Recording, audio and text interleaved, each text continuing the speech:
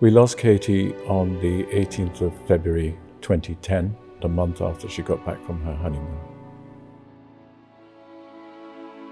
She was just an amazing child. I mean, she was very, very caring, very, very loving.